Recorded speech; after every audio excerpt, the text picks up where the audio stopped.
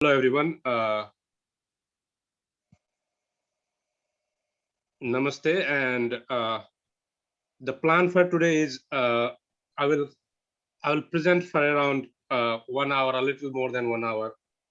But my idea is to have the session as interactive as possible. So I know it's not possible that everyone can speak during the presentation, but I have questions at several points. So if you can answer using the chat box, I think that will be great, and then I will comment on those answers as we go through the presentation. So epidemiology is a vast subject, and there are so many different aspects that is necessary. So it is not possible that I can cover all those during this 1 hour or so talk.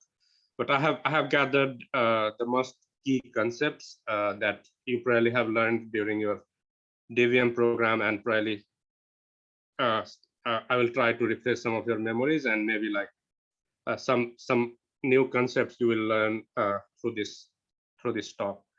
So it's kind of like, it's not actually a real talk. It's kind of a class and mix of talk as well. So please feel free whenever you have a question, or participate in the discussion through the chat box.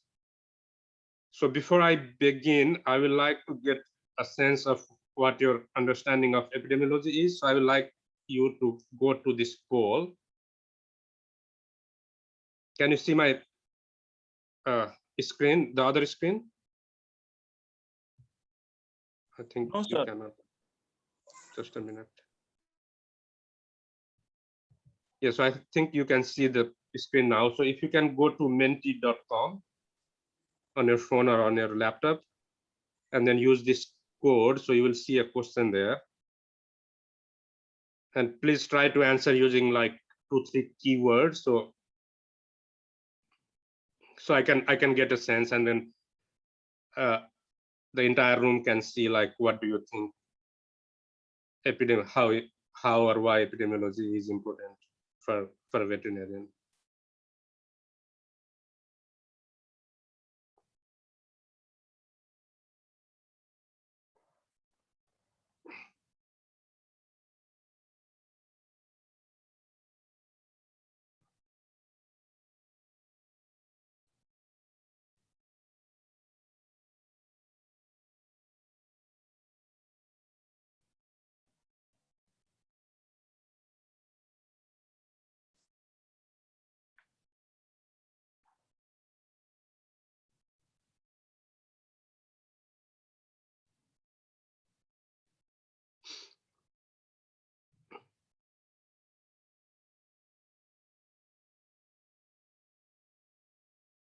So I can see some answers. Please respond quickly so we can move.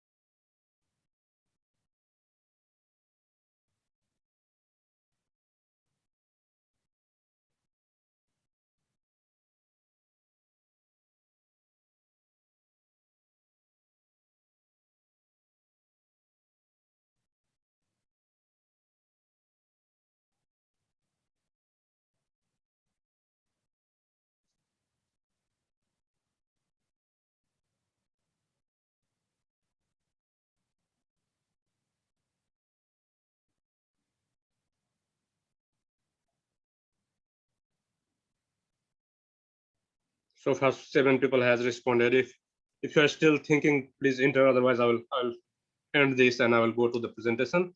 I can see like some of you have responded with risk factors like disease, epidemiology, obviously, prevalence, retrospective,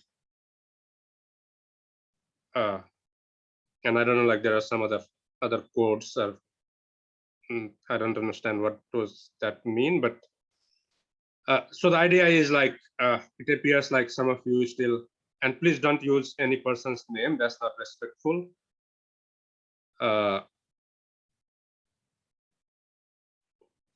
And distribution and determinants, yeah, so those are some good words. And we'll see like how important this would be in your practice. So let's go back to my presentation. And the idea today is I have divided this talk into 4 different parts. So first I will begin with what epidemiology is, and then what is a causal model, how this causal model can help to identify causes that that are related or associated with a disease. And then I'll try to briefly describe the main epidemiological study design types. And then the most important ones, like how do we measure disease in population, and how can we calculate the odds ratio and risk ratio. And then I will finally wrap up the talk with how the different characteristics of a diagnostic test can help in determining which test you are going to use in your practice, and how that can influence your decision on either you want to treat the animal, either you want to import animals from outside the country, and things like that. So let's begin with this component causal model first. So epidemiology is defined in many different ways, and there are some key definitions that are used in literature. So I have presented the 2 most important ones, and then the third one, which is used by the Oxford English Dictionary. So based on these 3, can you tell me like which is the closest one that reflects the true definition of epidemiology? You can use the chat box. So the first given by Suave tells like it's the study of disease in population. And then the second one is given by Kenneth Rothman, which suggests that it studies the distribution and determinants of disease frequency.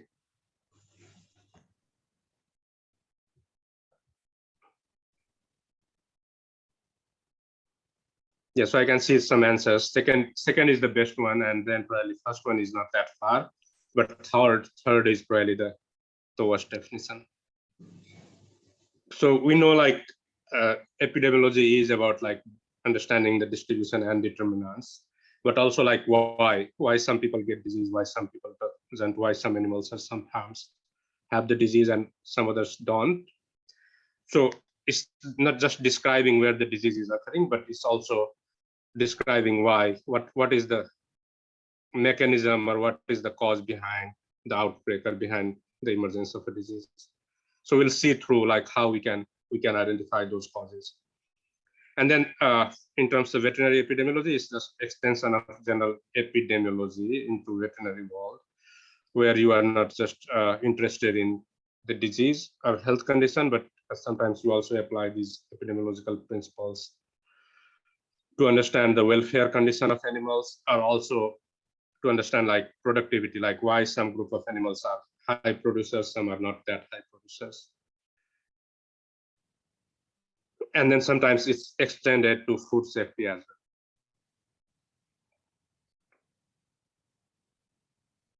So the core epidemiological concepts, like probably through your medicine classes, you have learned about etiology, and especially in preventive veterinary medicine, you will learn that for many preventive diseases or infectious diseases, there is one specific cause, like either bacteria, or virus, or fungus. But the epidemiological concept says that there are multiple causes for every outcome. It's not just the bacteria or just the virus that can cause the disease. There are many other factors that also need to be present for the disease to occur. And then in the same way, for one cause or for one factor, it can result in multiple disease or multiple effects. And we'll see that through some graphics here. But before I go there, let me bring this a little bit of history. And this is when the modern epidemiology started. Probably most of you have heard about John Snow. He was an observational epidemiologist. He just observed the cases of cholera in some of the neighborhoods in London, which was not explained. Like some neighborhoods were having high cases of cholera and some were not. And then he figured out that it was because of the water supply. And then he located this pump on the Broad Street in the Soho neighborhood of London. He removed the handle of this pump, and then the cases of cholera started to decline. So this was the first use of epidemiological methods where he was able to reduce the epidemic of ongoing cholera epidemic by just removing this pump handle, because this water pump was the source of cholera to the neighborhood.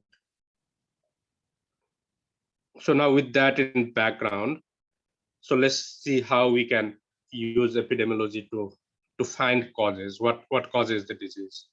So so far, you know, like an etiology is the cause of the disease, but now we are moving a little far away from that concept, and now what we are saying is a cause can be any factor.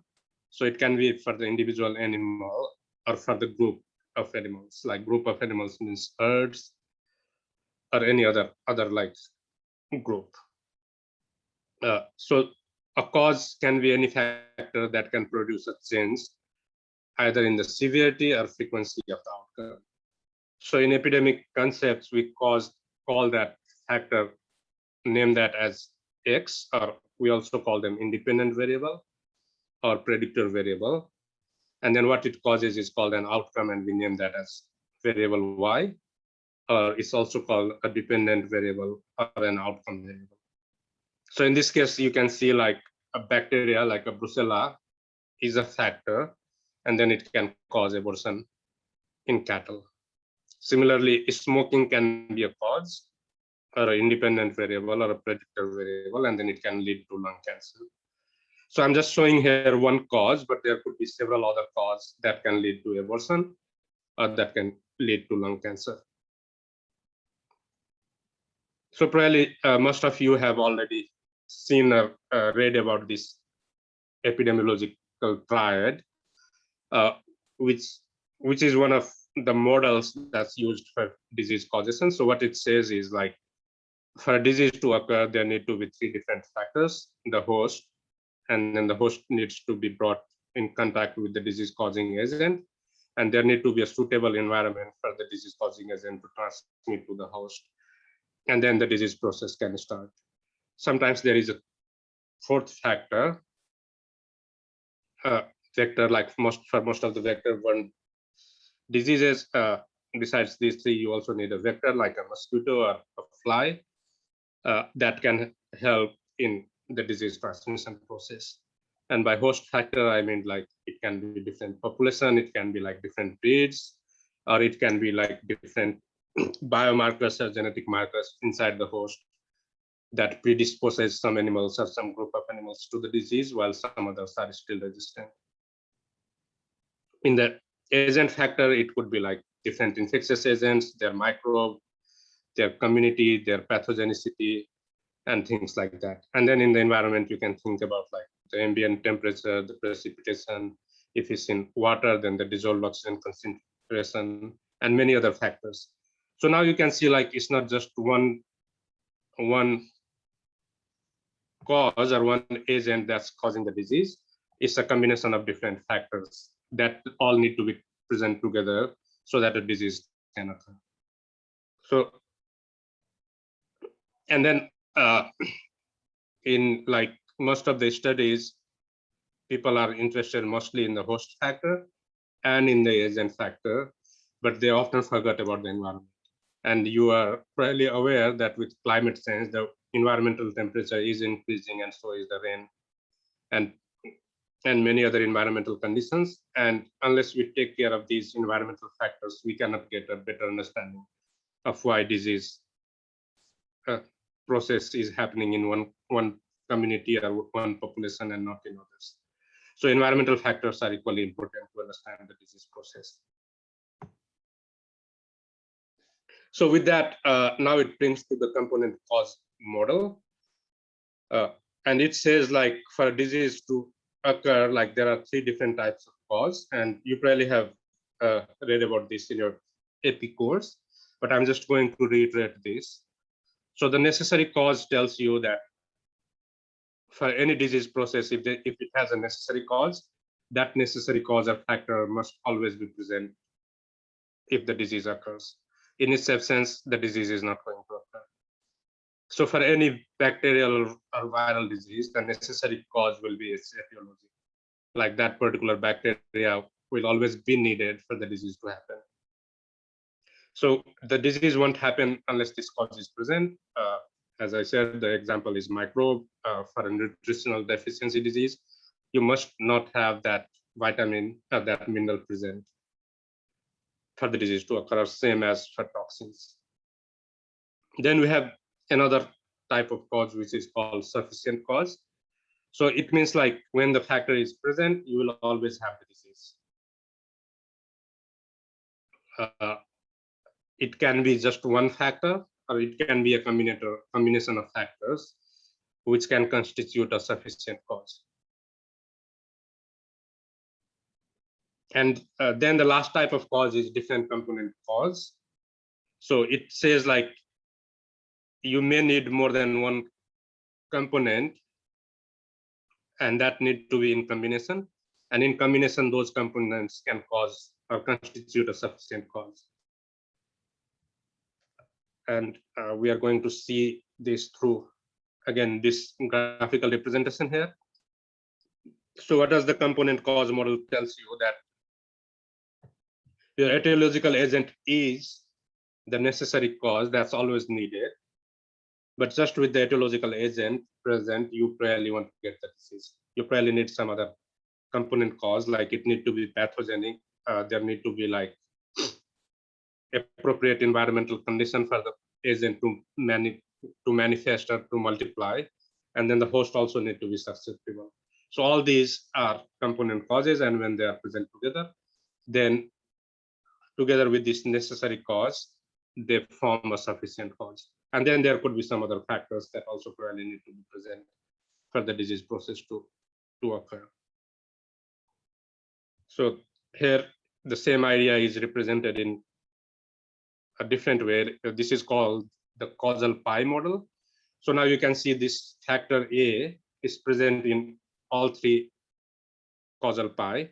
So this factor A is a necessary cause. But as you can see, the 3 pies are different, but they are all sufficient in themselves. So the disease can happen either through sufficient cause 1 or sufficient cause 2 or sufficient cause 3, but the component factors for each of the sufficient cause are different. So A is present in all 3, B is present in first and second, while C is present in first and third, but then there are other combination of factors. So the disease can happen in a number of different ways, but you always need that necessary cause for the disease process to happen. I think that's all on the component cause model. Are there any questions so far?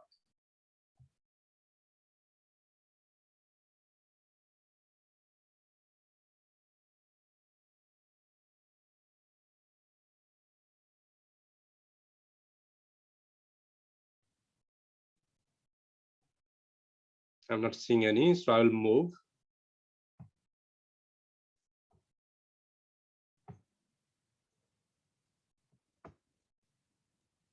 Okay, so now we are moving to the epidemiological study designs.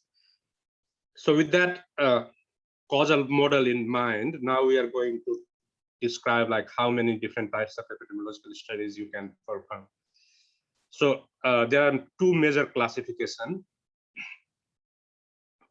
One is called descriptive epi, and the other is called analytical epi. And then I will go in a while like what is the difference. And in descriptive epi, we have many different study types like case report and case series, descriptive studies based on rates and surveys. And for observational studies, we have ecological study, cross-sectional, cohort, case control, and hybrid study designs. And then in experimental study design, we have randomized trials and then community trials. And as you can see the arrow here, this arrow suggests like the strength of evidence for causality increases as you go from left to right. So the descriptive studies provide very little evidence for identifying a cause of the disease. Observational studies are a little bit on the stronger side, and the most strong evidence for causality is provided through randomized controlled trials. And by causality, what I mean is you can identify what factor or what cause is related with the disease, so that you can manipulate or change that factor, and that you will not see disease outcomes in the population. And then the two different analytical study types, observational and experimental. So in observational study, we just observe the population. We don't do any change. We don't manipulate the population. We just observe them. We take notes. We record data, and then we do statistical analysis to identify the cause. In experimental studies, we manipulate the population. So the population can be divided into two groups. One group can receive the treatment, one group can receive the placebo, and then we observe like the disease outcomes in both groups, and then compare if the treatment group had lesser disease frequency than the placebo group, or so on.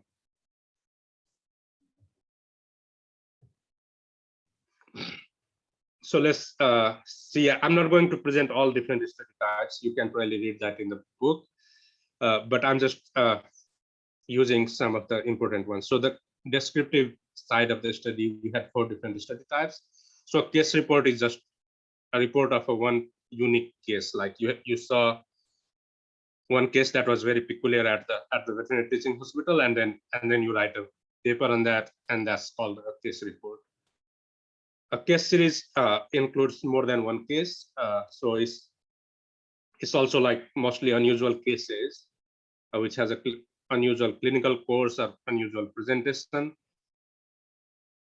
and then you describe that case using 5 W's, like when, where, and things like that. You like this case series may provide some information and prognosis of the case. You may have some idea about the exposure and the disease info, and then these are helpful in generating the hypothesis, but these do not tell you like what was the cause behind those unique or peculiar cases. Then we have another type of studies called, like I'm just combining here both survey and descriptive studies. So in this case, you just estimate the frequency and distribution of the disease in the population. So whenever I'm saying outcomes, you can consider that as factor Y, as I was talking a little while ago, or you can consider that as disease, and the exposure is the factor X or the dependent variable, or you can consider them as the cause of the disease. So if we are doing some studies to estimate the incidence or prevalence of disease in a population, then that's called a descriptive study or a survey. You need to be careful that to estimate prevalence, you need to have a random sampling. If you are doing a questionnaire survey, you need to design your questions in a way that can capture the truth, capture the reality from the population. So I'm now going to present a series of examples, and I would like you to use the chat box to answer these questions. So read these. You can tell from the title itself that what type of study this was. So please use the chat box.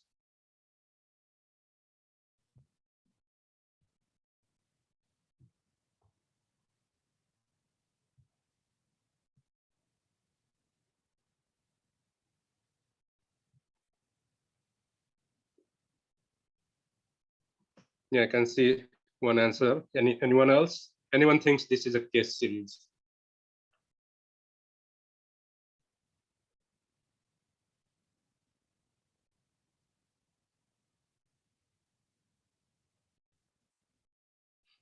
Yes, no? This is a case report, right? Okay, not hearing any. So what is this study?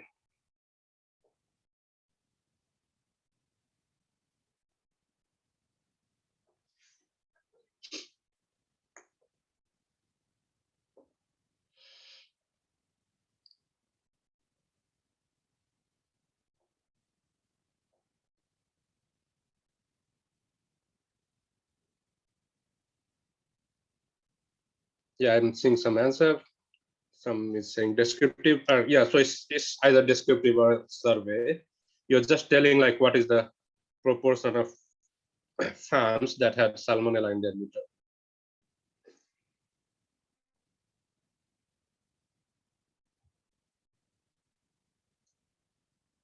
Okay, so I think that's all on the descriptive study types. Now we are going to observational study types, and in the observational studies, I'm just going to focus on these three major study types: the cross-sectional study, cohort study, and case control study types. So let's see what does that mean. And before I move from this descriptive part to the analytical part, the difference between this descriptive and analytical is in descriptive studies, you just describe what you are seeing, like how many cases, how many animals with disease, where, things like that. You don't care about like why these animals are getting diseased and not other animals are getting diseased. And the difference is in analytical study, we are now concerned like not only where we are seeing the cases, how frequently, but also why we are seeing these cases. So now we are moving on from only frequencies and rates, so which is prevalence and incidence. And now we are more concerned about finding the associations using odds ratios and risk ratios. So like you may have questions as like, does secondhand smoke lead to dog lung cancer? Or what are the risk factors for dental caries in horses? Or like subclinical hypocalcemia, reduced fertility in milking animals. So now you are thinking about like, are there any factors that you can identify and then change your management accordingly so that you will have less frequent disease outcomes. And for answering those questions, you cannot answer those questions based on descriptive studies. You need to conduct analytical studies, and in analytical studies, as I mentioned, there are three major types of design that we employ. So the cross-sectional study is also called a snapshot. We do not select the participants in the study based on their exposure or outcome status. And the study, so if time is displayed by this arrow, then you conduct the study at this time in point, just at one time in point. So you go at this time in point, you have your study population, and then you define the study population into two classes, one in diseased class, one in non-diseased class, and then you try to find what factors are present in this diseased and non-diseased class. So you may have some factors present, some factors absent, and then you do the statistical analysis, and then you come up with a conclusion that probably factor X is causing disease in this population.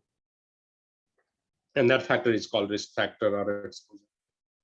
So maybe like you are looking at the effect of smoking on like dog lung cancer, and then you do this study, you find dogs with lung cancer, and then you find how many dogs had lived in households that had a smoker in the household.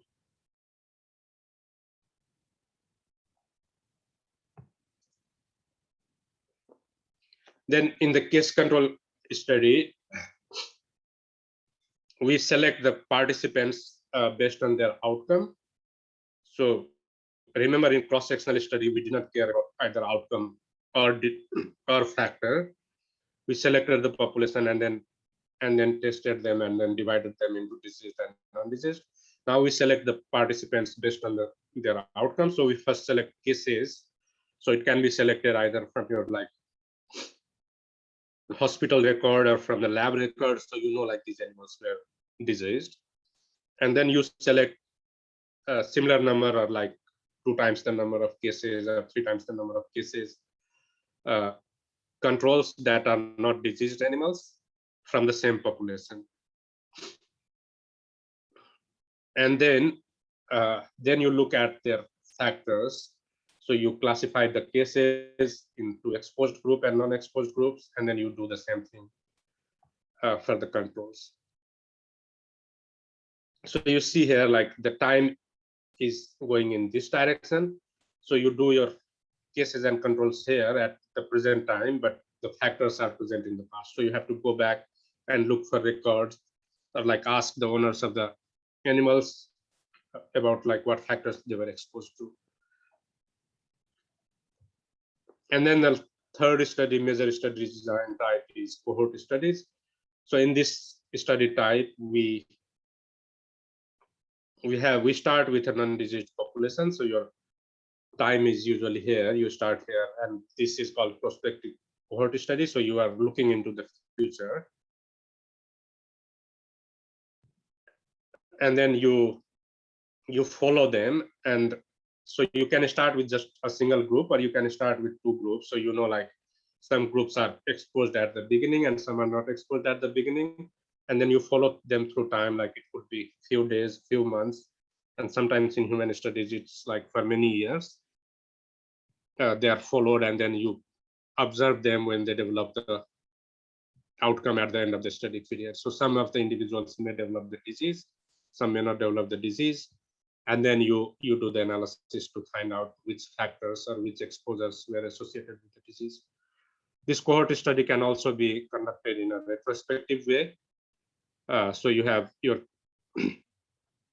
case records from a registry or from hospital records, and then you search for their exposure status going back in history. So in this case, your study starts here, and that's why it's retrospective. And there is a little confusion between case control study and a retrospective cohort study, which I'm not going to talk about right now, but you just need to be aware that there are differences. It's not similar. So now I will again use some examples and ask you to use the chat box to tell me what is the study population here, what is the exposure, and what is the outcome, and what study type is this one.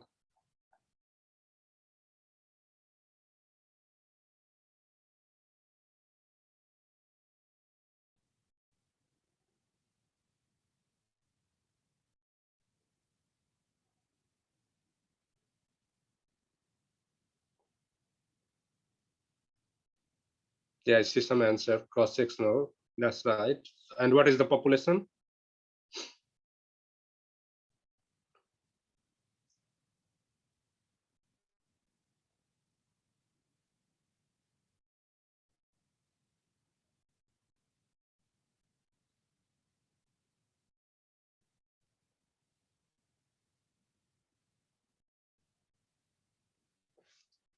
Can anyone tell me what is the study population in this example?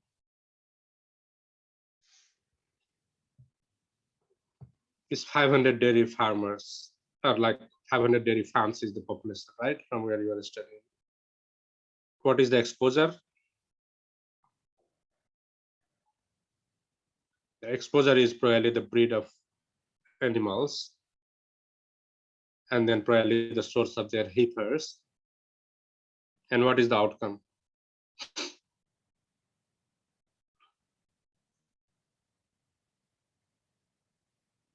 Outcome is brucellosis, right? Because the study is about like they're trying to find factors that are associated with brucellosis. Okay, so this is another example.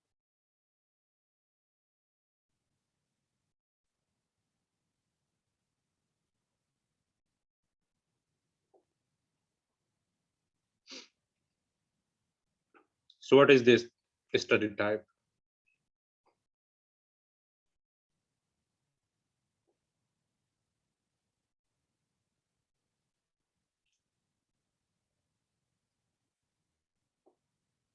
Anyone?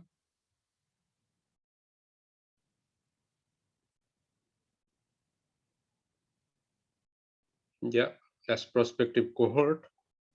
Anyone thinks it's other study type than prospective cohort?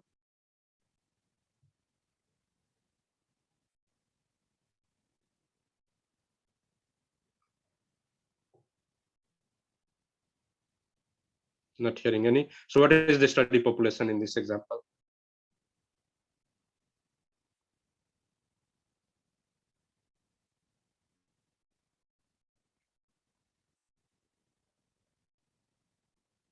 The study population is 200 farms, right? Someone is saying case control. And it's not case control, because in case control, you have the cases from where you start. In this case, you don't have the cases. You start with a free batch of poultry, like day-old chicks, and then you follow them until they are market size. So the chicks were disease free at the beginning. Yeah, बाकी सारे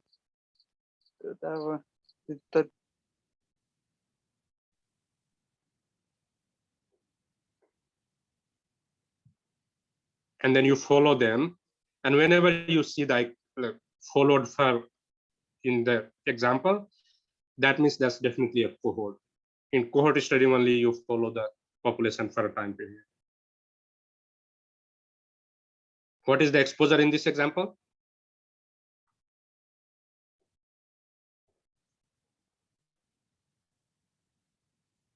The exposure is not Newcastle disease. Exposure is Newcastle disease vaccination.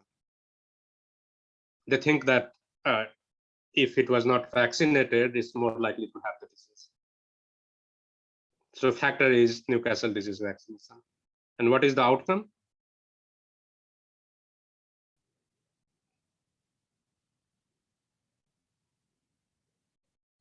Anyone, please? The outcome is Newcastle disease. So the study is about like finding risk factors along with effect of vaccination on emergence of Newcastle disease. And yeah, definitely that hatchery is another factor.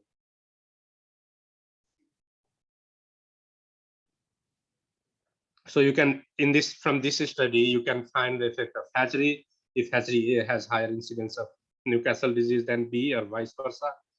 You can find if vaccination is a risk factor, and risk factors doesn't mean that it always increases the risk. Sometimes it can be a protective factor, right? So if vaccination was followed, then probably those farms will not have Newcastle disease outbreaks. And then they also can identify some other risk factors from the data that they have collected. So now it's the same study, a little bit tweaked, and the difference is in red. So if you want to read that and then tell me which study type this is.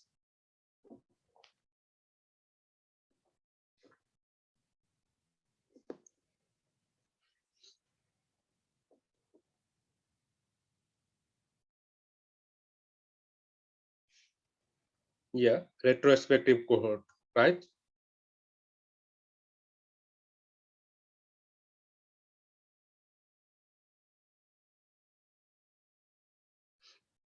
This is retrospective cohort because you see the difference now.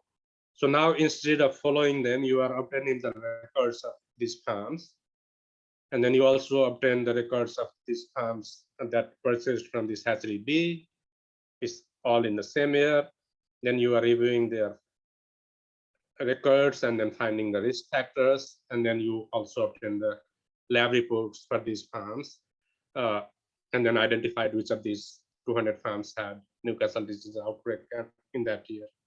So it's all going back in time, but you are still following the cohort study design. So that's why this is a retrospective cohort study. Any question on this one?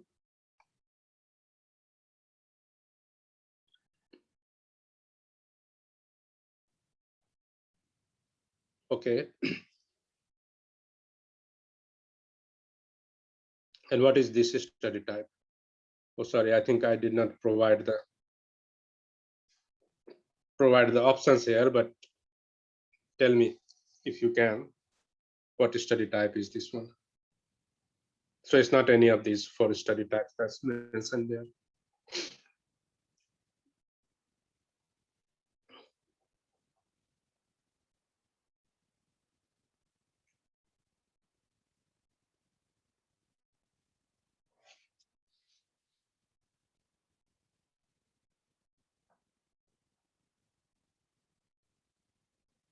Yeah, so someone is saying RCT. You are right. This is randomized control trial. And what is the study population in this case? Yeah, 255 middle-aged adults. What is the exposure?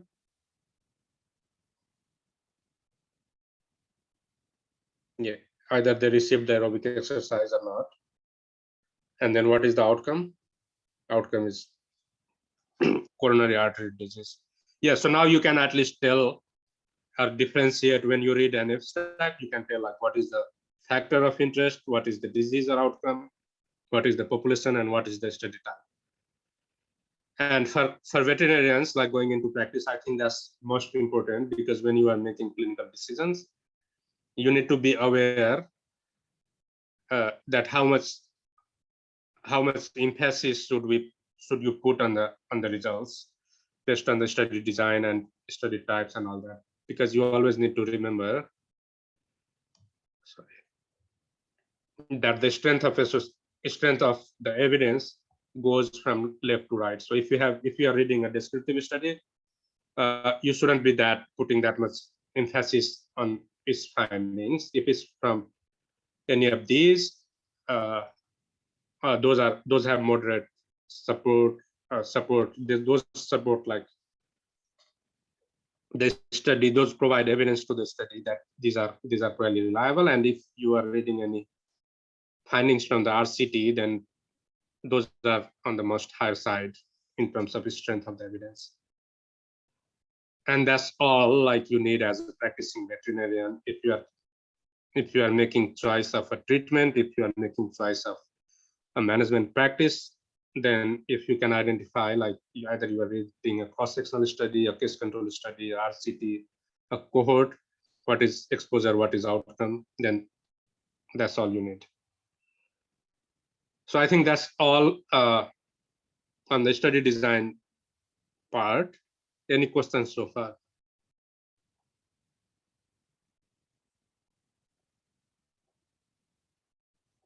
Not seeing any. So we are moving into the third section of the talk today. And this is mostly about like epidemiological measures. So how do we measure disease in a population? And then how can we tell that one group has higher rate of disease than other group? So we are just going to briefly introduce and talk about these concepts. And before we go there, like there are different numbers that you probably read in many epidemiologic papers. So sometimes you just see the count of cases. So it just gives you the number of cases of disease or number of animals with a condition in a population. It doesn't tell you like how many were at risk. So the population size is not taken into account, and thus it has very limited use. So maybe like it just tells you like there were six cases of mastitis. What does that mean? Like where were those cases? How many of animals were tested? You don't know anything about that. So the count of cases are very, very misleading. Another measure that you can calculate is proportion. So the proportion is a ratio in which the numerator is a subset of the denominator. It does not have a unit, but you need to mention the time period. So if you are calculating a prevalence, then you can say that the prevalence of this disease was this much in this year or this month. And then prevalence and incidence risks are proportions. So the example is here, like you tested 200 cows for enzootic bovine leukosis, and then 40 of them were positive. So what proportion of cows were positive for EBL? Anyone?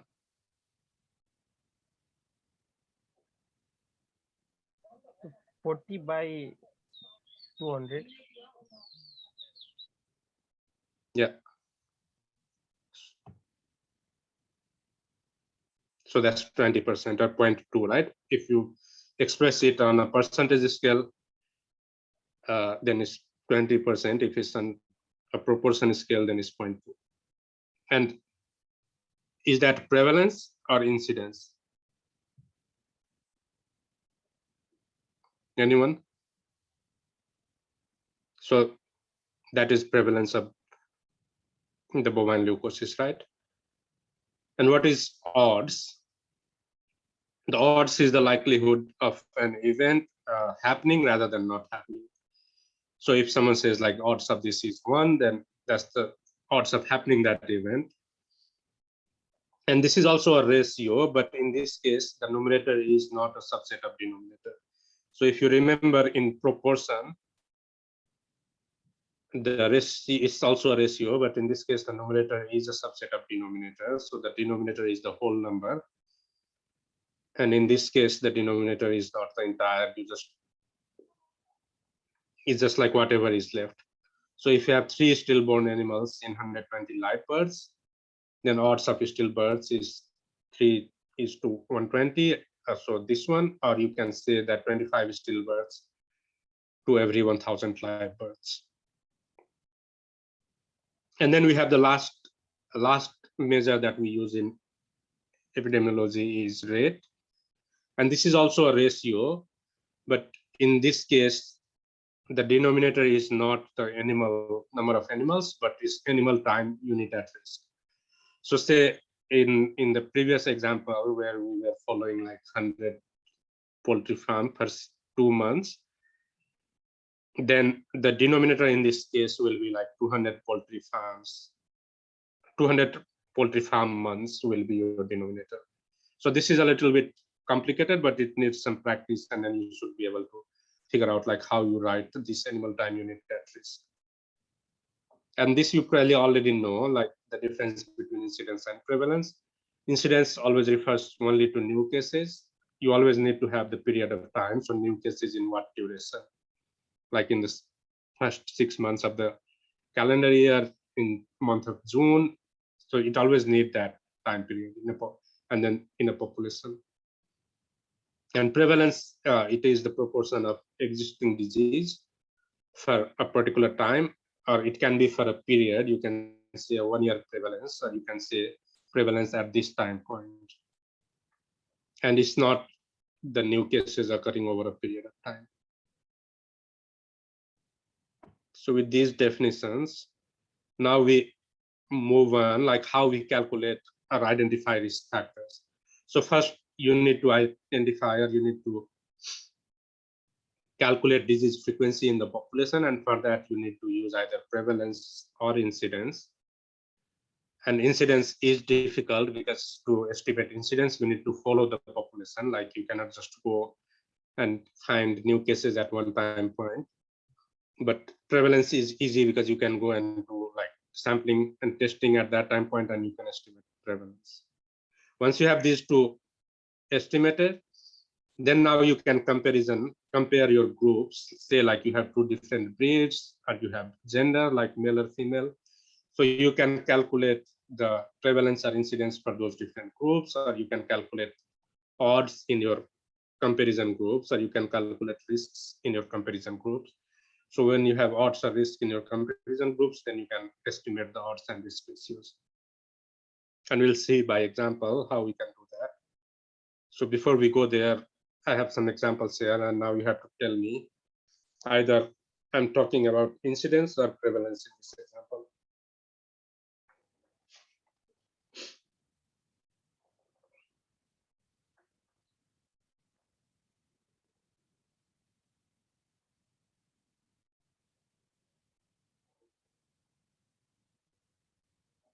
Anyone, please? This shouldn't be that difficult. Someone is saying it's prevalence.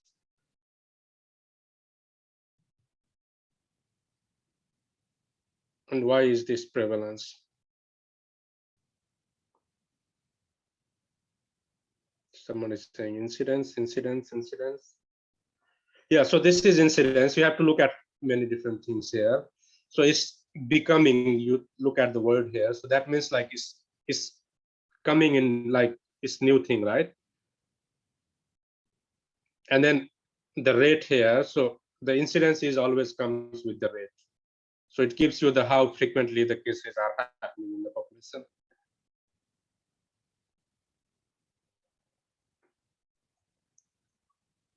And this one,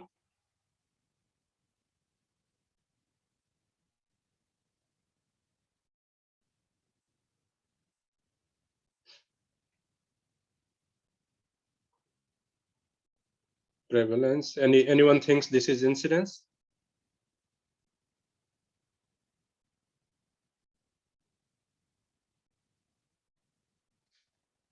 Yeah, this is prevalence, because in this one the student just went at one time, maybe like within a week or so, and examined all the animals.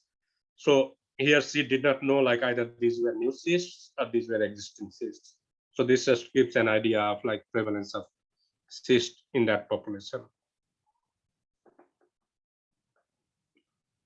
And you always need to pay attention to this denominator, the population at risk. So what is the population at risk in this example?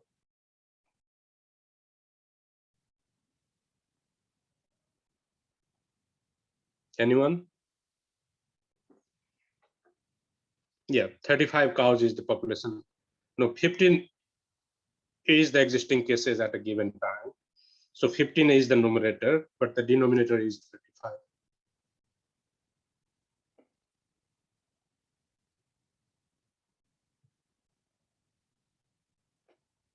And prevalence is calculated by dividing 15 with 35. So that's your prevalence estimate in this group. Now I'm going to introduce you to these 2x2 tables, and this is the most important table for epidemiologists. I'm sure you must have seen this already. So it's used in many different, not just for disease, but also for diagnostic tests, and I will talk about these in the diagnostic test section as well. And this can be written in two different ways. So sometimes the outcomes are in the rows and exposures are in the column, and sometimes it's reversed, like exposures are in the rows and outcomes are in the column. So you need to pay attention like which version of the 2x2 table you are reading, and then the plus and minus sign. So in this case, the outcome, this is the disease positive group, you write the number here.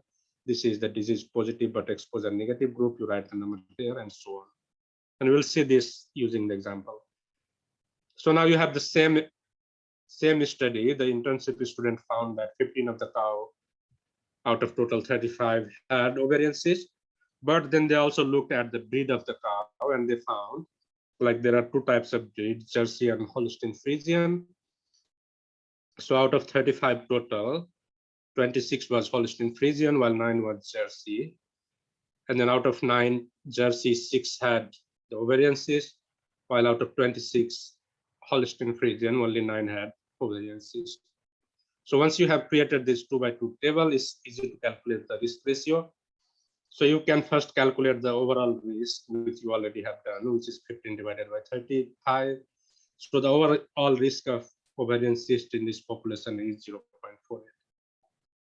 Now you can calculate the same thing for two of your exposure groups.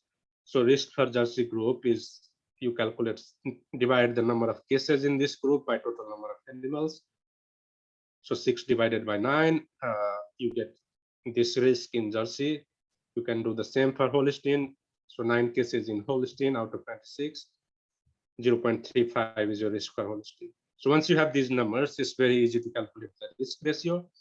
So you just divide the risk in one group with risk in another group, and then your risk ratio is 1.92. So now you can conclude that Jersey cows were 1.92 times more likely to develop ovarian cysts compared to Holstein Friesian cows. Is that clear? Any questions on that?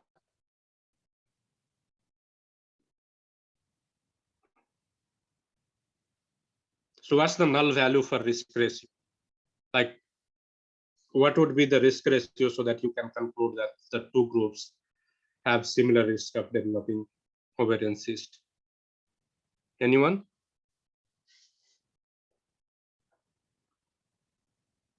Yeah, that's correct.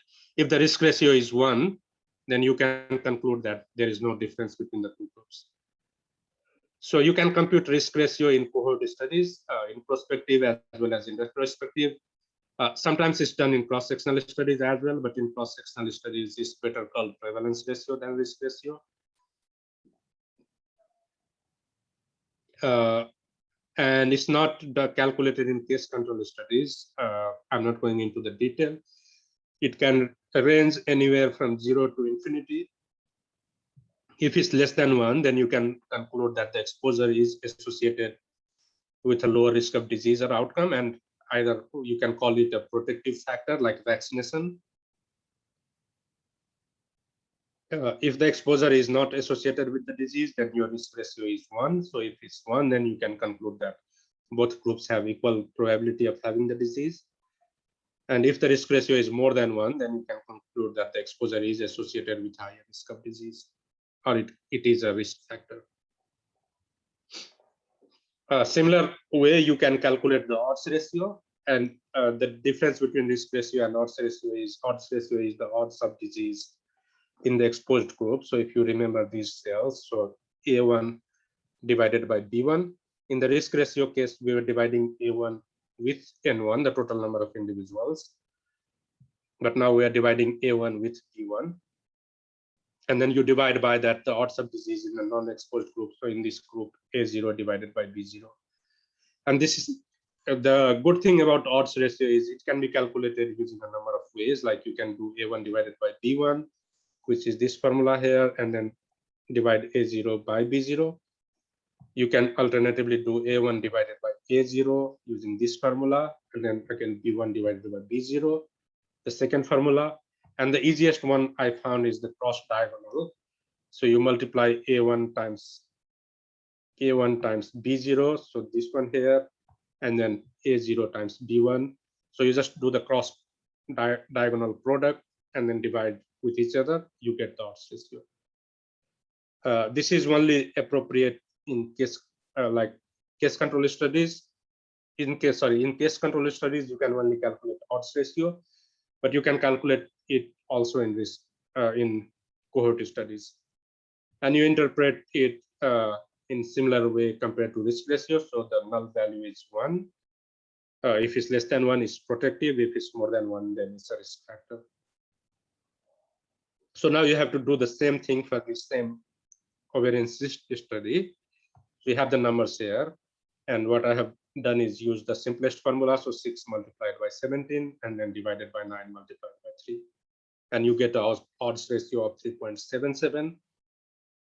So in this case, the odds of Jersey cows developing ovarian cysts were 3.77 times higher than the odds in Holstein cows.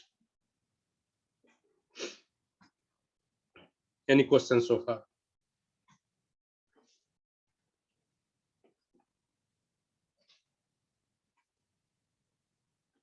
So now I'm moving to the last section of the talk today, and this is most important because as veterinarians, if you are going into practice, if you are working for the government, or if you are working in academia, you will be using diagnostic tests throughout your career. And which tests you use, what are the characteristics of the test, and how it's going to impact your decision, that's very crucial, and you always need to be aware about the test characteristics and its weaknesses or its strengths. So the plan is I'm going to use a number of scenarios in this section, and those all relate to different diagnostic test characteristic scenarios. So in case of animal import, like if you are working in the regulatory veterinary office, like in quarantine or in the central veterinary office, you may have to give permit for animal import, and then how do you use diagnostic test in that situation?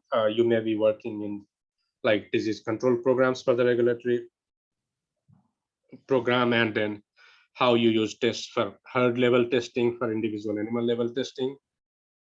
Or like if you are a practicing veterinarian, how you use it for a small animal clinical setting. And then finally, I will just show like how the case definitions can influence your diagnostic decisions. And particularly, I will use COVID-19 example, that how the case definition of COVID-19 have changed over the last 1.5 years.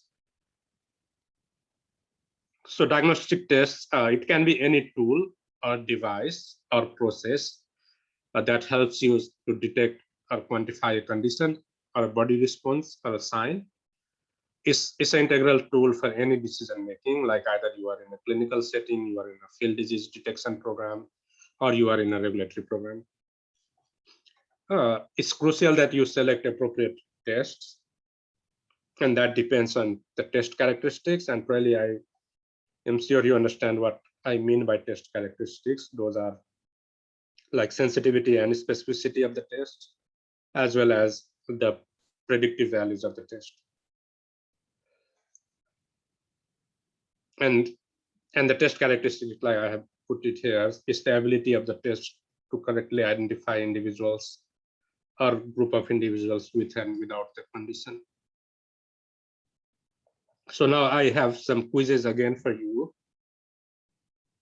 Tell me, what is the gold reference standard?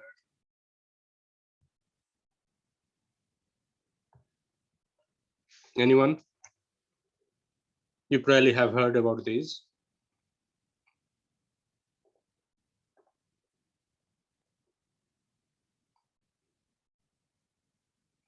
No? So gold standard test is a test that is always perfect.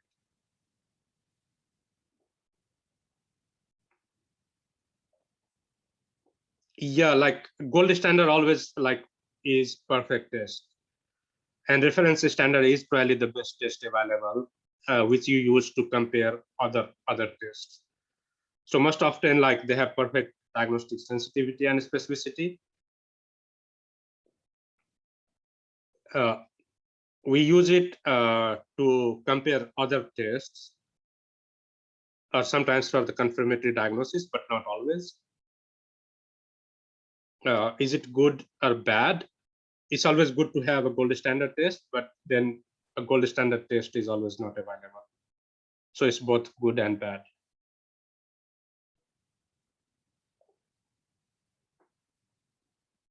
So as I said, it doesn't exist for all diseases, and even if it exists, it may not be practical because of the cost or the labor or the invasiveness. Sometimes you just need to do the postmortem examination to perfectly confirm that this was the condition.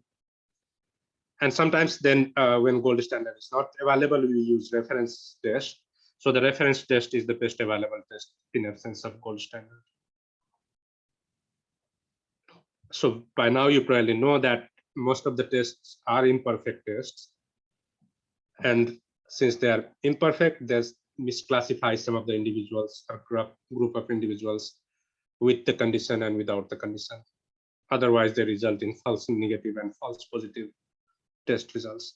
You can see here like this, we have again this same 2x2 table. It's a little bit different now. We have the disease positive and negative as columns, and then we have the test positive and test negative as the rows. And you are probably aware like how you calculate sensitivity and specificity from this table. I already answered this quiz, so probably you know this is a 2x2 table. As I mentioned, this is the most important table for epidemiologists. And then, can anyone tell me what is diagnostic sensitivity and specificity? So you can just give me the number like A divided by B or A divided by C or something like that. So for sensitivity, anyone?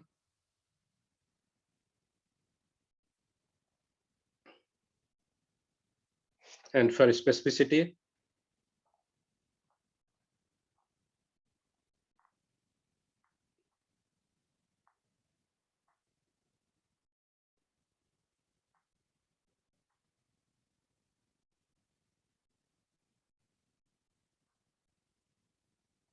So the sensitivity is probability of a test positive given the individual is diseased. So probability of test positive, which is this one, and given is diseased, which is both of these ones, so A and C. So A divided by A plus C is sensitivity, and the specificity is the probability that the animal tests negative given it is disease negative. So the probability that the animal tests negative is this, and then given is negative, true negative is this, B plus D. Yeah, and then you can multiply by that by 100 if you want it on percentage scale. If you want it on a proportion scale, then you just report it as such. So if you have low sensitivity, what would happen? Anyone? What would happen with a low sensitivity test? Their proportion of false negative will increase. Yeah, false, but false what? False negative. That's right. And what would happen if you have a test with low specificity? Proportion of false positive increases. Yeah, that's true. I already asked these questions. So now with all this background, now let's go and look at each of the scenarios that I talked at the beginning. So now we are talking about animal import scenario, and then you are a regulatory veterinarian working at the Central Animal Quarantine Office in Buranilkantha, and a farmer in Kathmandu who is running a breed improvement swine farm wants to import breeding sows from an EU member country. The quarantine requirements are that there must be a compulsory test result for swine brucellosis for all the imported animals. You have a number of options available for the test. So which of these tests would you prefer most for brucellosis and why? So you have 3 different tests, each with different sensitivity and specificity.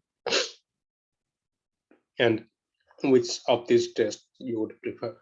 And probably you are aware that brucellosis is a highly contagious zoonotic disease that affect many farm and small animal species, and has consequences with reproductive failure and transmission of the disease to the occupants as well. So among test A, B, and C, which one you would prefer?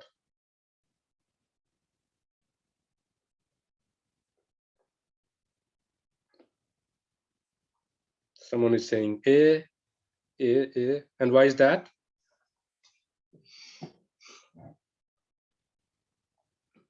Because it has highest sensitivity, right? And with highest sensitivity, what you can do, you can minimize the proportion of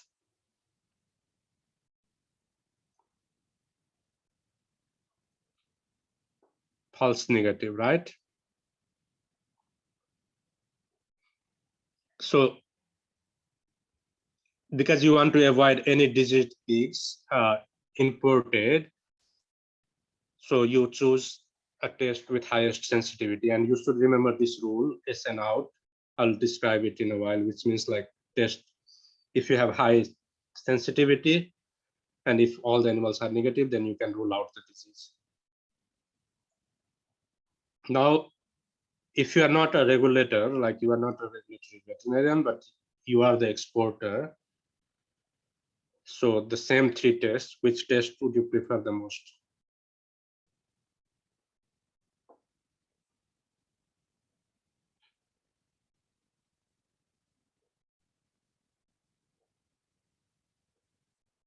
Someone is saying test C, and why is that?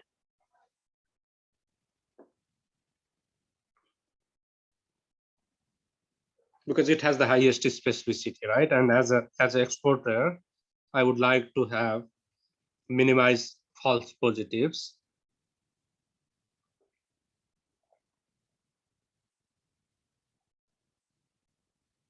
So the rule here is SP in. If you have a highly specific test, and then you if they test positive with that, then you rule in the disease. So remember these two rules. If you have highly sensitive test and the animal or individual test negative, you can rule out the disease. If you have highly specific test and if the individual test positive, then you can rule in the disease. So now we have another example. This also relates with import or export of a pet dog. So you are a clinician now, and you have a client who wants to take this 5-year dog to New Zealand. And for that, you need to provide a health certificate to the owner that the dog is free from Dirophilaria immitis, which is a heartworm. And this is a requirement of New Zealand government that they need this certification from all the dogs that comes to their country. You are aware that heartworm is prevalent at 50% in your area. And then you have the 4 of these serological tests available to rule out Dirophilaria infection. So which of these tests will you choose?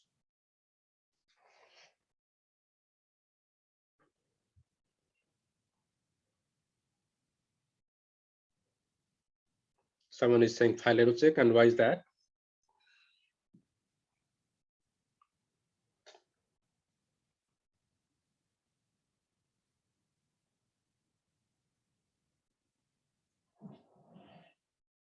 Anyone? Why would you choose Phylocheck? Yes, because it is the highest sensitive test available. So you have to rule out the disease. You choose a test with highest sensitivity.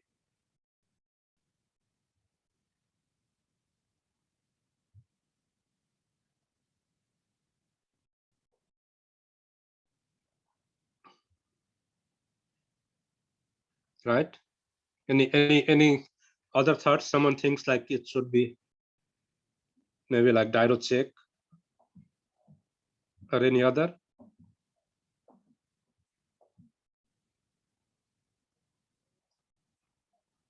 No. Okay, so I'll just move on because we are past our allocated time. So now you are working in a regulatory disease surveillance program, and this example is probably a bit strange for Nepal's context, but I just provided it for you to understand. We don't have a bovine tuberculosis program in Nepal, but you probably are aware that it's caused by Mycobacterium bovis, which is again another contagious zoonotic disease, has very significant economic impact, and this is a Canadian example. So here in Canada, it's reportable to Canadian Food Inspection Agency. They usually do like 2 different tests. Tuberculin test, skin test is used for on-farm active surveillance for the National Bovine Tuberculosis Eradication Program, and then there is this another test that I will come in a while. So you are probably aware that this is a delayed type hypersensitivity reaction. So as with any other test, this tuberculin test also has limitations, like it can misclassify cases as false negative or false positive. So the consequences are higher here if you have a false negative and you fail to identify the case. It can spread infection to other animals or other farms, and then the consequences of false positive is that the animal need to be stamped out. So that's another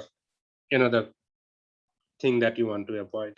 So how you improve your surveillance program, how you can formulate a balanced testing strategy so that you can minimize both false positive and false negative. Any thoughts on that? Anyone?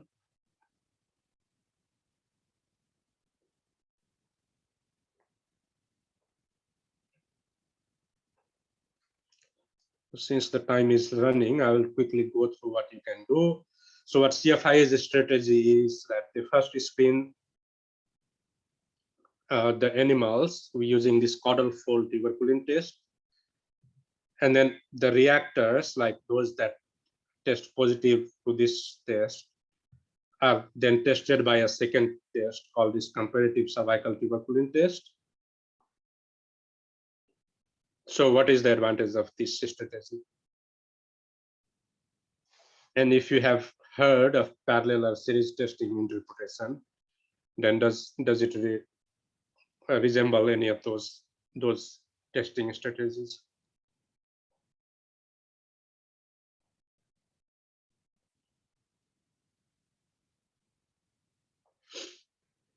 So in this this strategy resembles the series testing strategy. So you have for an animal to be stamped out, it need to be positive on both these tests.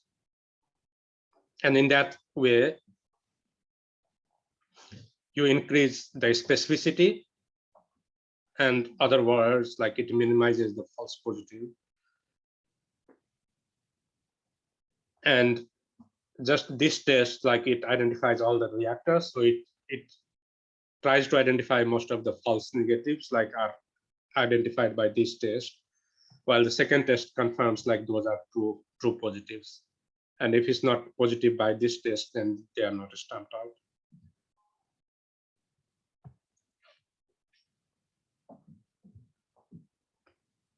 So if the animal is first test positive on the first test and also on this one, and then this animal is destroyed for confirmatory testing, and their lung samples and other samples, like lymph nodes, are sent for culture, and if they are able to isolate and identify this organism, then a disease eradication program at the farm level is initiated, and the whole farm is depopulated in that case. So you see, like there is a number of stages before a farm is ordered for depopulation, and in this way, like they can be pretty sure that there is indeed infection of this Mycobacterium bovis.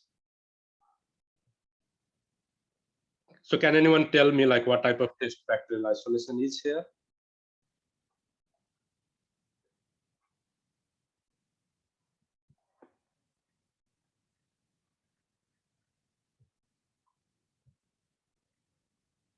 This is a gold standard, right?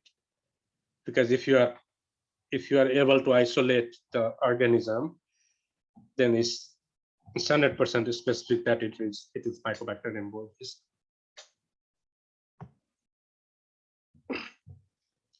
And now we were talking about individual animals, but now if we have to look at from the herd perspective, so can anyone tell me what is herd sensitivity and herd specificity?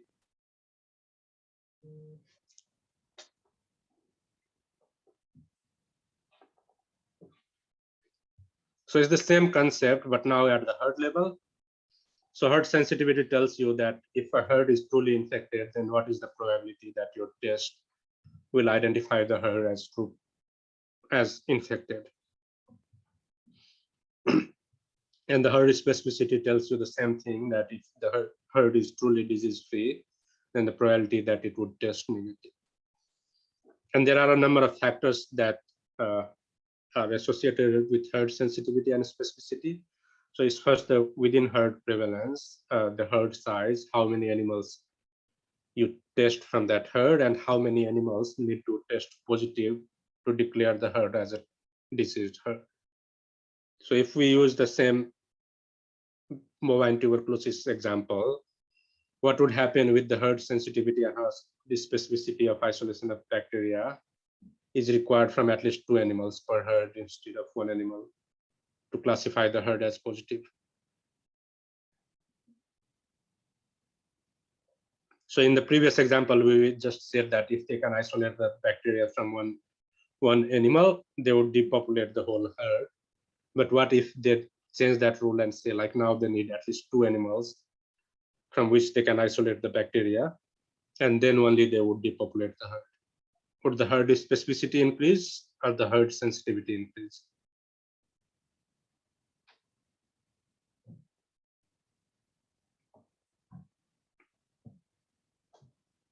The herd specificity would increase, right? as many number of reactors to increase, you increase the herd specificity. And this is a last example. So you have a test for this feline leukemia virus and feline immunodeficiency virus. I'm not going to talk about these diseases. You are working in a small animal practice. And these are contagious viruses, and screening is recommended at the time when someone acquires the cats or before they are vaccinated or once they are exposed to an infected cat. And there are few point of care tests, and sometimes they can provide like false positive test results in low prevalence situations. And if you make your decision to either euthanize or segregate the cat just based on those test results, then that could be detrimental. So you have these tests. Tell me, like, what does the positive predictive value for this PET scan test tell you, and then how reliable is this test?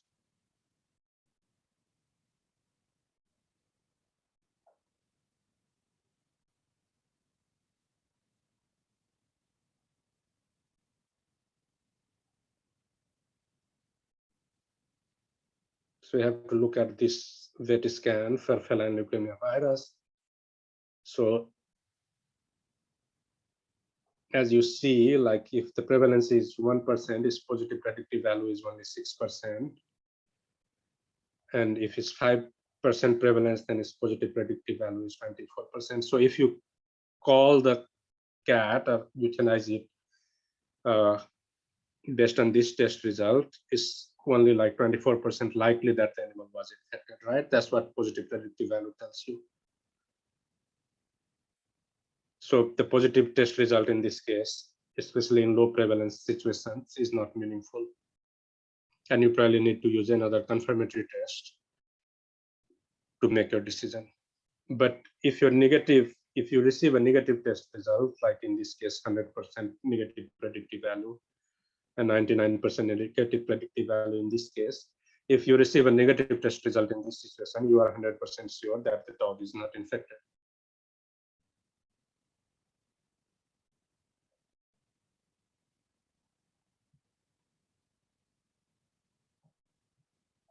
So that's all on this situation. And now I'm moving to the last section, the case definition. The case definition is very important for any epidemiological program.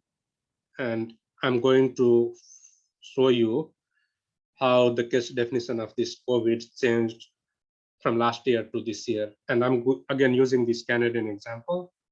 So this was early stage in February 2019, they were using this definition for a probable or suspect case of COVID-19.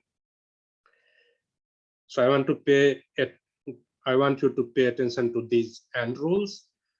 So at that time, the person need to have all these three different things for them to be considered as a probable case of COVID-19. They must have had fever, had traveled to any of these Chinese cities or provinces, or had close contact with people traveling, and either the test result, PCR test result, was not available or was inconclusive or was negative. And now the current definition for a probable case, if you remember in the previous case, it was and, or in a recent one, it is or rule. So if someone had any of these conditions, they are considered probable case. And the same thing happened with the confirmed case. So for a person who, with a confirmed COVID diagnosis, they must need to have a positive real-time PCR on at least two specific genomic targets, or a single positive target with sequencing. and confirmed by the national lab here by nucleic acid testing. So even after PCR, they need to be confirmed by the national microbiology lab to declare a case as confirmed positive case. So there were two rules. However, now it has changed. So you need to have either one of these. Either you have a nucleic acid test or you have a serum plasma antibodies test, and then you are a confirmed case of COVID-19. So what does this tell you? Like as the disease situation progresses, you have to choose either you want to be more specific or more sensitive in terms of diagnosing the case. So with all the and rules, were you more specific or more sensitive? Anyone? So at the beginning of the pandemic, they wanted to be very specific that it is indeed COVID-19, and that's why they use this and rule.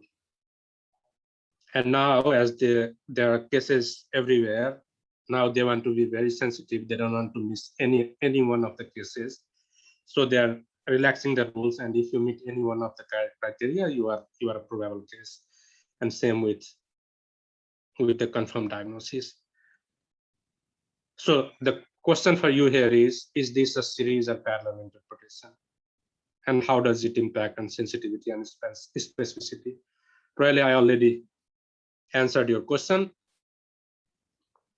So in previous, it was series interpretation. So it increases specificity. You need to be positive on all these three to be a case. In parallel, if you are positive on any one of the criteria, you are a case, and it increases the sensitivity. So that's all. I went a little more than 1 hour, but I think hopefully it was helpful for you guys. And now I'm open to questions.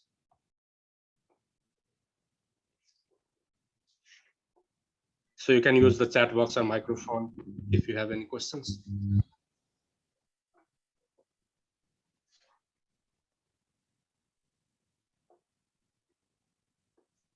Thank you very much, sir, for your beautiful presentation.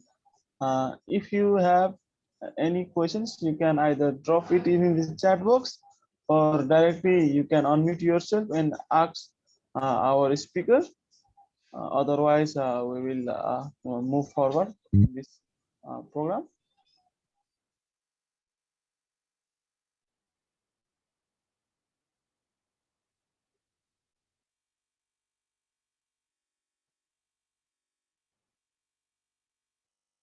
So if you guys don't have any questions, we should go for the ending of this session, because the designated time has just been used.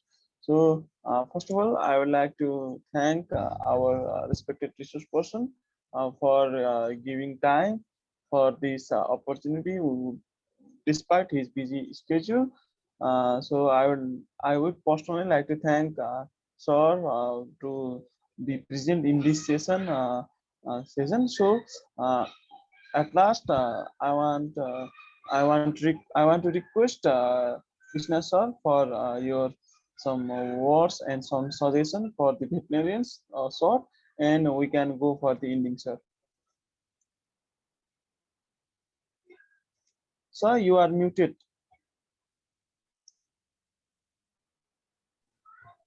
Yeah, it was very great to be connected with you guys. Like it's always good to talk with people from Rampur.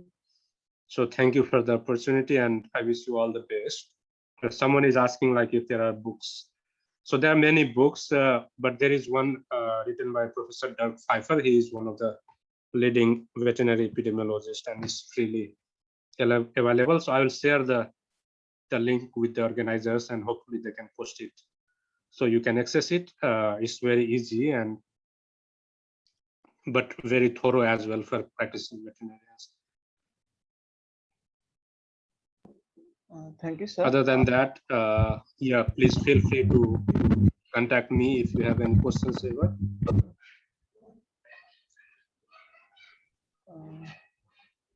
So thank you, sir, for your suggestion, as well as we will share the link for the book to all registered participants. So for now, thank you very much, sir, for being here and sharing some knowledge that is more practical knowledge to us.